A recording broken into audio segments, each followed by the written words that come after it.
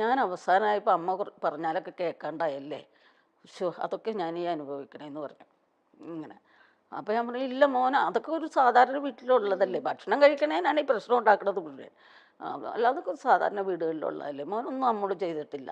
അവൾ എന്താ ഇങ്ങനെ ഭക്ഷണം എല്ലാരും പറയണ്ട അവള് ഭക്ഷണം ഇങ്ങനെ കഴിക്കുന്നില്ല, അത് കഴിക്കാൻ തോന്നാഞ്ഞിട്ടാണ്, അവൾക്ക് വിശപ്പില്ലേ എന്തോ ഒന്നാമത്തെ എണീറ്റ് വരുമ്പോൾ ലേറ്റ് ആവും. 12 മണി, ആദ്യമൊക്കെ 12 മണി, പിന്നെ ഇപ്പോൾ 2 മണി 3 മണിയൊക്കെ അയച്ചു. ഞാൻ ചെന്ന് വിളിച്ചാൽ ഒച്ചയെടുക്കും. അവളുടെ സ്വഭാവം അറിയാലോ, അറിയാം. കുറച്ചൊക്കെ ഒരു ഇത്. അപ്പോൾ ഞാൻ ചെന്ന് വിളിച്ചാൽ പ്രശ്നം ഉണ്ടാക്കും. അപ്പോൾ ഞാൻ കൊച്ചിനെ കയറ്റി, കൊച്ചിനെ ഭയങ്കര ഇഷ്ടം, കൊച്ചു അവളെ പോലെ തന്നെ ഇരിക്കണേ. അപ്പോൾ കൊച്ചിനെ കയറ്റി വിട്ടിട്ട് കൊച്ച് വാതിലെ കിടന്ന് ഇടിക്കും. ഇടിക്കുമ്പോൾ അവൾ എണീറ്റ് കൊച്ചിനെ എടുത്തുകൊണ്ടങ്ങ് പോകും.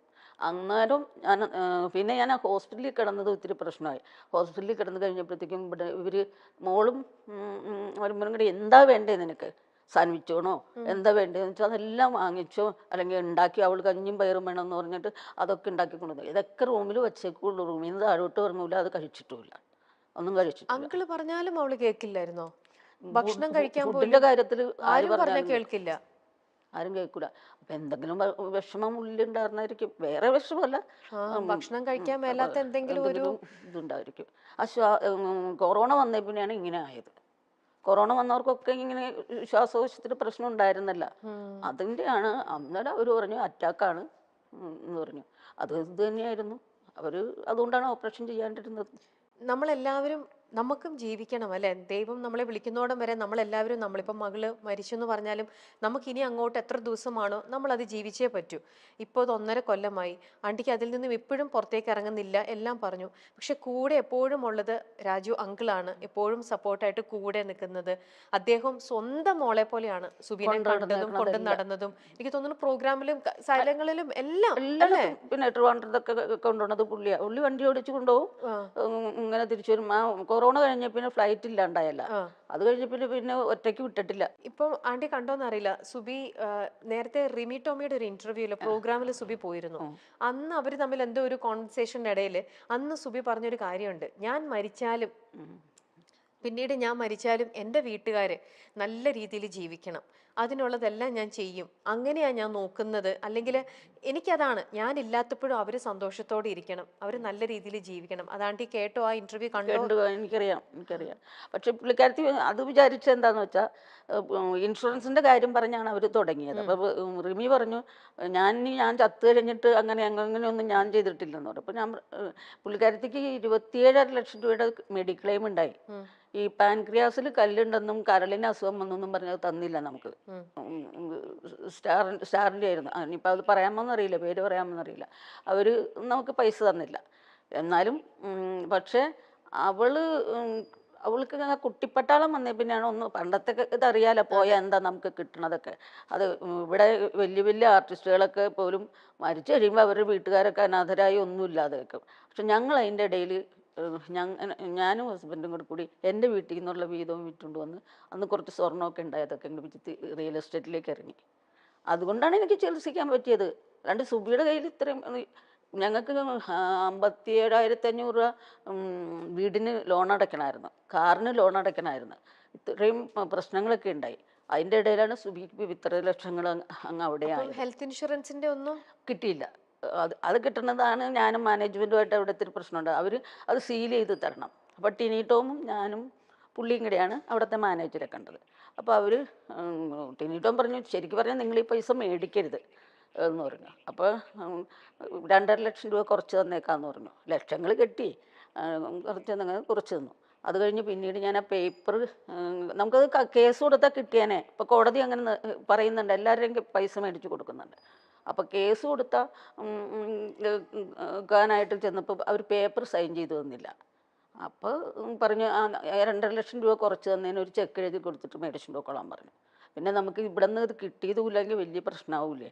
പിന്നെ ഇതൊക്കെ കഴിഞ്ഞ് നമുക്ക് കുറച്ച് കടങ്ങളും ബാധ്യതകളും ഒക്കെ വന്നു. ഈ ലോൺ അടയ്ക്കാൻ കിടക്കണു, അതും പ്രൈവറ്റ് ബാങ്കിൻ്റെ ഇതടയ്ക്കാൻ കിടക്കണു. പിന്നെ ഞാൻ പറഞ്ഞില്ലേ റിയൽ എസ്റ്റേറ്റിലൊക്കെ ഉണ്ടായെന്ന് പറഞ്ഞാൽ 2 വീട് പണിതിട്ടിട്ടുണ്ടായി, ഇത്തിരി സ്ഥലം കിടപ്പുണ്ടായി. ഇതെല്ലാം അങ്ങോട്ട് കൊടുത്തു. ഒരു വീട് മോനിന് കൊടുത്തു. അപ്പം അത് നേരത്തെ കൊടുത്ത. മറ്റേ വീടൊക്കെ നമ്മൾ ഒത്തിരി നഷ്ടത്തിന്, അതായത് ഈ കൊറോണയ്ക്കൊക്കെ മുമ്പ് നല്ല വില പറഞ്ഞ വീടുകളൊക്കെ ഒത്തിരി നഷ്ടത്തിന് നമ്മൾ കൊടുത്തു. ഈ 5 സെൻറ്റ് സ്ഥലം 8 ലക്ഷം രൂപ പറഞ്ഞത് 5,60 കൊടുത്തു. 5,60 കൊടുത്ത് കടങ്ങളെല്ലാം വീട്ടി, വീടിൻ്റെ കടങ്ങൾ വീട്ടി, മോൻ്റെ എൻ്റെയും കാറിൻ്റെ കടങ്ങളെല്ലാം വീട്ടി, സ്വസ്ഥമായിട്ട് കിടക്കാം ഇപ്പം. എന്ന് വെച്ചാൽ കടമില്ല. അവര് രാഹുലുമായിട്ട് എല്ലാം സെറ്റായി, ഇനി അങ്ങനെ ഒരു ജീവിതം തുടങ്ങാം, അങ്ങനെ ഒരു ഇതും ഉണ്ടായി. അപ്പൊ അങ്ങനെ ഒരു എന്നോട് സപ്പോർട്ട് എന്നോട് കൂടെ പറയും ഉണ്ടായിട്ടേ. ഗോൾഡൊന്നും മേടിക്കരുതമ്മ, ഞാൻ ഇടില്ല.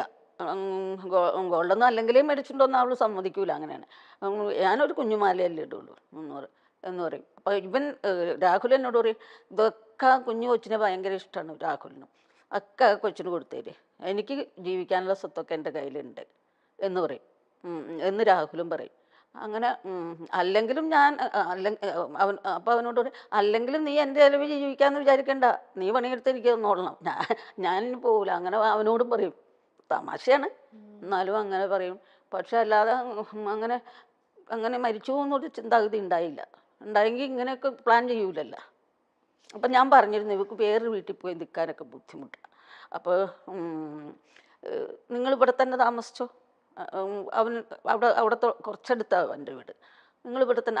അവനും പറഞ്ഞു, ഇവളെൻ്റെ വീട്ടിലൊന്നും വന്ന് താമസിക്കാൻ പോണില്ല, ഇവിടെ താമസിച്ചോട്ടെ, അവിടെ നമുക്ക് ആവശ്യത്തിന് ബെഡ്റൂംസും കാര്യങ്ങളൊക്കെ ഉണ്ട്, ഇവിടെ താമസിച്ചാൽ മതി, മോനാണെങ്കിലും വേറെ വീട് കിടപ്പുണ്ട്. അപ്പോൾ അങ്ങനെയൊക്കെ എന്തോ അന്നൊക്കെ അതൊക്കെ ചെയ്യുമ്പോൾ എന്നെ എപ്പോഴും വഴക്ക് പറയായിരുന്നു. അമ്മ എന്തിനാണ് ഈ കാലത്ത് പോലെ ഉണ്ട്. അപ്പോൾ ഉച്ചയ്ക്ക് എണീറ്റ് വരും. അപ്പോൾ ഞാൻ ചായയൊക്കെ തിളപ്പിച്ച് വെച്ചിട്ടാണ് നിങ്ങൾ പോണത്. അപ്പോൾ ഫോൺ ചെയ്യും, ഇന്ന് എവിടെയാ എന്ന് ചോദിക്കും. അപ്പോൾ ഞാൻ പറയും, ഞാനിങ്ങനെ ഇന്ന സ്ഥലത്താണ് എന്ന് പറയും. അപ്പോഴത്തേക്ക് അമ്മ ഇനിയിപ്പോൾ എന്തിനാ ഇങ്ങനെ കിടന്ന് ഓടണേ എന്ന് ചോദിക്കും എപ്പോഴും. പക്ഷേ ഞാൻ അന്ന് ഓടിയില്ലായിരുന്നു, എൻ്റെ കൊച്ചിനെ ഇങ്ങനെ ചികിത്സിക്കാനൊന്നും എനിക്ക് പറ്റില്ലായിരുന്നു. എനിക്ക് ഇങ്ങനെ ഒരു സംതൃപ്തിയുണ്ട്, എനിക്ക് നോക്കാവുന്നതിൻ്റെ പരമാവധി നോക്കി എന്നുള്ളത്. പിന്നെ കൊറോണ വന്ന് കുറേ കൊല്ലങ്ങൾ, 1-2 കൊല്ലത്തോളം വെറുതെ ഇരുന്നില്ലേ. അപ്പോഴും നമുക്ക് ലോൺ കാര്യങ്ങളൊക്കെ ഇങ്ങനെ കിടക്കുവാണ്. അന്നൊക്കെ അത് നമ്മുടെ കയ്യിൽ അന്ന് നമ്മളും കൂടി ജോലി ചെയ്യുന്നതുകൊണ്ട് ഉണ്ടായി, അതൊക്കെ അടച്ചു പോകാനൊക്കെ പറ്റി. അപ്പം ആകെ ഒരു ജീവിതത്തിൽ ഇനി എന്തെങ്കിലും ഒന്ന് നോക്കണം. കാരണം ജീവിതത്തിൽ ആകെ ഒരു ആശ്വാസമുള്ളത് കടമില്ല എന്നുള്ളതാണ്. കടങ്ങളൊക്കെ തീർന്നു എന്നുള്ളത്.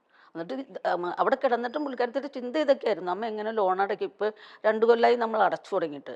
അത് കഴിഞ്ഞാണ് ഒരു പ്രോഗ്രാം വന്നിട്ട് അതിൻ്റെ അപ്പോൾ ലോണൊക്കെ അടച്ചു പോകും. അങ്ങനെ ചെയ്തുകൊണ്ടിരുന്ന വെച്ചാൽ വീട്ടിലെ കാര്യങ്ങളൊക്കെ അവൾ കൊണ്ട് നടക്കുക. ആ 2 കൊല്ലം കഴിഞ്ഞ് പിന്നെ അവൾക്കൊരു നല്ല ഷോ കിട്ടി, അത് ചെയ്തുകൊണ്ടിരിക്കുകയായിരുന്നു. അപ്പോൾ പിന്നെ ലോണൊക്കെ അടച്ചു തുടങ്ങിയതാണ്.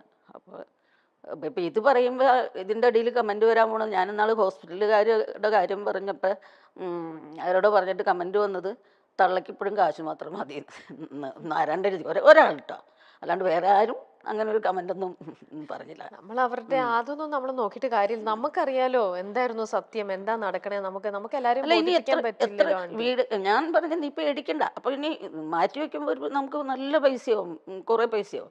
അപ്പോൾ 25 ലക്ഷത്തോളം ഹോസ്പിറ്റലിൽ തന്നെ കെട്ടണം അതിന്. അപ്പോൾ അമ്മ ഇത് മാറ്റി വയ്ക്കണമെന്നൊക്കെ പറഞ്ഞാൽ എങ്ങനെ അമ്മ ചെയ്യൂ ഇത്? ഞാൻ പറയും, ഇത്രയും കാലം വാടകയ്ക്ക് താമസിച്ചു, ഇനി നീയും ഉണ്ട്, ഞാനും ഉണ്ട്, അച്ഛനും ഉണ്ട്, നമുക്കെല്ലാവർക്കും കൂടി ഇനിയും ശ്രമിക്കാം. ഈ വീടങ്ങ് വിറ്റ് കളഞ്ഞാൽ പോരെ, ഇത് പ്രശ്നം തീർന്നില്ല. ഇത് 8 വർഷം ലോൺ അടച്ച് 2 വർഷവും കൂടെ ലോൺ ഉണ്ടായുള്ളൂ.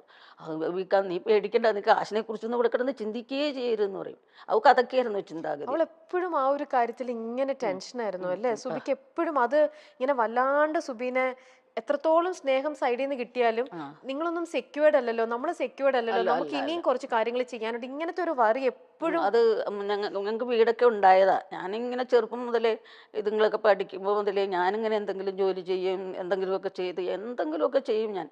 അങ്ങനെ ചെന്ന് പൈസയൊക്കെ ഉണ്ടാക്കി നമുക്കൊരു വീടൊക്കെ വെച്ച് നല്ല രീതിയിലായതായിരുന്നു. പിന്നെ പുള്ളി അങ്ങനത്തെ ഒരു മൈൻഡുള്ള ഒരാളല്ല. പുള്ളിയുടെ ഒരു റൂട്ടിൽ അങ്ങോട്ട് നടക്കുകയായിരുന്നു. ഇപ്പോൾ ആ വീടൊക്കെ വിറ്റ് കളയേണ്ടി വന്നു. പുള്ളിയുടെ തന്നെ കടം കയറ്റി വയ്ക്കും, കുറേ പ്രശ്നങ്ങളുണ്ടാക്കും. അപ്പോൾ അന്നൊക്കെ വീട് വെച്ചു. അപ്പോൾ പിന്നെ എത്രയോ വർഷങ്ങളാണ് വാടകയ്ക്ക് താമസിച്ചത്. ഒരു വീടുണ്ടായപ്പോൾ തന്നെ അവൾക്ക് ആശ്വാസം. അപ്പോഴും ഞാൻ ഹോസ്പിറ്റലിൽ കിടന്നു, ഇനി 2 വർഷം അടച്ചാൽ പോരെ, അത് വേണമെങ്കിൽ ആ വീടങ്ങ് വിറ്റേച്ച് അടച്ചു തീർത്തോളാം, നീ പേടിക്കൊന്നും വേണ്ട എന്ന് വേറെ ഒരു വീട് കിടക്കുന്നത്. അങ്ങനെ അടച്ചു തീർത്തോളാം, നീ എന്തിനാ പേടിക്കണേ? നീ കാശിനെ കുറിച്ചല്ല ഇവിടെ കിടന്ന് ചിന്തിക്കണേ, നീ മനസ്സിന് ബലം കൊടുക്കുക. ഞാൻ ഇവിടുന്ന് എണീറ്റ് പോകുമ്പോൾ പണ്ടത്തെ പോലെ തന്നെ പ്രോഗ്രാം ചെയ്യും ഞാൻ ഇനി, അങ്ങനെ അങ്ങനെ ചിന്തിക്കണം. ഇതിനിടയിലുള്ളതാണ് വേറൊന്നെന്ന് പറയുന്ന മണിച്ചേട്ടന്റെ ഒന്നാണ്. നമ്മളുമായിട്ട് വളരെയധികം അടുപ്പമുള്ളതാണ്. സുബിയായിട്ടും മണിച്ചേട്ടന് ഭയങ്കര അടുപ്പാണ്. അപ്പം അതിന്റെ തലേ ഓണത്തിന് സുബിയാണ് പോയി ഇന്റർവ്യൂ ചെയ്തത് പാടിയിൽ വെച്ചിട്ട്. ആ പിന്നെ അതാണ് ലാസ്റ്റ് സുബി മണിയായിട്ട് ചെയ്തത്. മാത്രല്ല മണിച്ചേട്ടനായിട്ട് എനിക്കും നന്നായിട്ട് പരിചയമുണ്ട്. അപ്പൊ മണിച്ചേട്ടനും നമ്മളുടെ ഇടയിൽ ഇങ്ങനെ നമ്മൾ കോമൺ ആയിട്ട് ഇരുന്ന് സംസാരിക്കുമ്പോൾ മണിച്ചേട്ടനൊക്കെ എപ്പോഴും ഇവളുടെ കല്യാണം, നമ്മളെല്ലാരും അതെ, സുബിയെ കല്യാണം കഴിച്ച് കാണണം എന്ന് ഭയങ്കരമായിട്ടും മണിച്ചേട്ടനും ആഗ്രഹിച്ചിരുന്ന ഒരു കാര്യമായിരുന്നു. ജനുവരി 1 പുള്ളിയുടെ ബർത്ത്ഡേ. അപ്പൊ നമ്മൾ 31 എന്താണെങ്കിലും എവിടെയെങ്കിലും നമുക്ക് പ്രോഗ്രാം ഉണ്ടാവും. അപ്പോൾ ഒരു കൊല്ലം 2 കൊല്ലം ജനുവരി 1 പുള്ളിയുടെ ബർത്ത്ഡേക്ക് ഞങ്ങൾ പോയി. അപ്പോൾ ചാലക്കുടി തന്നെ ക്ലബിൻ്റെ പ്രോഗ്രാമായിരുന്നു. അതും കഴിഞ്ഞ് നേരെ അവിടെ തന്നെ ഹോട്ടലിൽ റൂം എടുത്ത് താമസിച്ച് പിറ്റേ ദിവസം ബർത്ത്ഡേയും കൂടിയിട്ടാണ് ഞങ്ങൾ പോകുന്നത്. പിന്നെ മണി, നാദിർഷ, ദിലീപ്, ഭാവന, ഇവർ എല്ലാവരും കൂടി ഒരു ട്രിപ്പ് പോയി അമേരിക്ക. ഒരു ട്രിപ്പ് പോയിട്ട് അവിടെ വച്ച് സുബി സ്കിറ്റ് ചെയ്തേച്ച് ഇറങ്ങിയിട്ട് ഓടി എല്ലാം അടുക്കി വെച്ചിട്ട് പോകും. സാരി തന്നെ കുത്തിയൊക്കെ വെച്ചിട്ട് വേണം. അടുത്തത് ഡാൻസിന് കയറും. അപ്പോൾ ഡാൻസിന് ദേവിചന്ദനെയും പാരീസ് ലക്ഷ്മിയും ഇവർ 3 പേരും കൂടെയാണ് ഡാൻസ് കളിച്ചത്. അപ്പം ഇങ്ങനെ ഡ്രസ്സ് അതല്ല, അതാ ട്രിപ്പല്ല, പിന്നത്തെ ഒരു ട്രിപ്പാണ്. ഇങ്ങനെ 8 എൻട്രി ഇട്ടുണ്ട് സുബിക്ക്. അപ്പോൾ സുബി ഒരു ഡൈവൊക്കെ ചെയ്യണ ശ്രീറാം എന്ന് പറഞ്ഞ തമിഴിലുള്ള ഒരു ആളാണ് കൊറിയോഗ്രാഫി ചെയ്തത്. അപ്പോൾ ഇങ്ങനെ വായുവിൽ കറക്കിയാണ്, നിലത്ത് നിന്നല്ല അതിൻ്റെ ഡാൻസ്. അത് കണ്ടപ്പോൾ ദിലീപിനും നാദർഷിക്കൊക്കെ പേടിയായി. എല്ലാം ഒന്ന് പറ്റിപ്പോയാൽ പിന്നെ ബാക്കിയുള്ളതിലൊക്കെ സുബിയുണ്ടേ. അപ്പോൾ ഇവളുടെ ഈ ആ സ്റ്റേജിനുള്ള ഡെഡിക്കേഷനൊക്കെ കണ്ടപ്പോഴത്തേക്കും മണി ഒരു ദിവസം രാത്രി എന്നെ വിളിക്കുകയാണ്, ഞാൻ ഇങ്ങനെ സ്റ്റേജിനോട് ഇത്ര ഡെഡിക്കേഷനോട് ഒരു കൊച്ചിനെ കണ്ടിട്ടില്ല. അതുകൊണ്ട് അവൾ അത്ര ആത്മാർത്ഥമായിട്ട് നിന്നു ഞങ്ങളുടെ കൂടെ. അതുകൊണ്ട് അവളുടെ കല്യാണത്തിന് അതാണ് ഈ 10 പവൻ കൊടുക്കുമെന്ന് പറഞ്ഞ് ശ്രീകണ്ഠൻ നായരൊക്കെ പറയുന്നത്. 10 പവൻ കൊടുക്കുമെന്ന് പറഞ്ഞു. അത് കഴിഞ്ഞ് ഞങ്ങൾ എയർപോർട്ടിൽ വന്നിറങ്ങിയപ്പോഴും എന്നോട് പറഞ്ഞു, ഇവളെ വേഗം കല്യാണം കഴിപ്പിക്കണം, ഇവക്ക് 10 പവൻ തരുമെന്ന് ഞാൻ അന്ന് കള്ളു കുടിച്ചിട്ട് പറഞ്ഞൊന്നും അല്ല, ഞാൻ തന്നിരിക്കും. ഹെപ്പറ്റൈറ്റിസ് ബി ആണ്. ആദ്യം കിഡ്നിയെ ബാധിച്ചു, ഡയാലിസിസ് ചെയ്തു, പിന്നെ വെന്റിലേറ്ററിലാക്കി. അങ്ങനെയാണ് ട്രാൻസ്പ്ലാന്റ് ചെയ്യാൻ പറയുന്നത്. അതിനെല്ലാം നമ്മൾ റെഡിയാക്കി, എല്ലാവരും സഹായിച്ചു. പക്ഷെ അവൾക്ക് യോഗമുണ്ടായില്ല എന്നാണ് അമ്മ പറയുന്നത്. മരിക്കുന്നതിനും 2 ദിവസം മുൻപേ ഞാൻ സുബിയെ കാണാൻ വേണ്ടി ഹോസ്പിറ്റലിൽ പോയി. നമ്മൾ ആശുപത്രിയിലേക്ക് പോകുമ്പോൾ തിരിച്ചുവരവിന്റെ പ്രതീക്ഷയോടെയാണല്ലോ പോകുന്നത്. എന്നാൽ ഞാൻ അവസാനമായി അവളെ കണ്ടപ്പോൾ അന്നത്തെ സുബി, അവൾക്ക് എന്തോ ഒരു ബോധ്യം പോലെ എന്നെ കണ്ടപ്പോൾ അവൾ ഒന്ന് തൊഴുതു. എന്നെ കാണുമ്പോൾ ഒരിക്കലും അങ്ങനെയല്ല സുബി ചെയ്യുക, എല്ലാവരും പുറത്തുണ്ട് എന്നൊക്കെ പറഞ്ഞ് ആശ്വസിപ്പിക്കുമ്പോഴും സുബിക്കൊരു ബോധ്യം ഉണ്ടായിരുന്ന പോലെ. എന്റെ മനസ്സിലുള്ള ആളല്ല സുബിയെന്ന് എനിക്ക് തോന്നിപ്പോയെന്ന് രമേശ് പിഷാരടി പറഞ്ഞു. ചെറുക്കൻ പെണ്ണായിരുന്നു ഞങ്ങൾ അവൾക്കെന്നാണ് ജാഫർ ഇടുക്കി പറഞ്ഞത്. സംസാരത്തിലും അവളുടെ പെരുമാറ്റത്തിലും എല്ലാം അവൾ അങ്ങനെയായിരുന്നു. താൻ നിവിൻ പോളിയുടെ ഒപ്പമുള്ള ഒരു സിനിമയ്ക്ക് വേണ്ടി ദുബായിലുള്ളപ്പോഴാണ് സുബി സുരേഷിന്റെ മരണം അറിയുന്നത്. താൻ പെട്ടെന്ന് കരഞ്ഞു പോയെന്നാണ് ജാഫർ ഇടുക്കി സുബിയെ കുറിച്ച് പറഞ്ഞത്.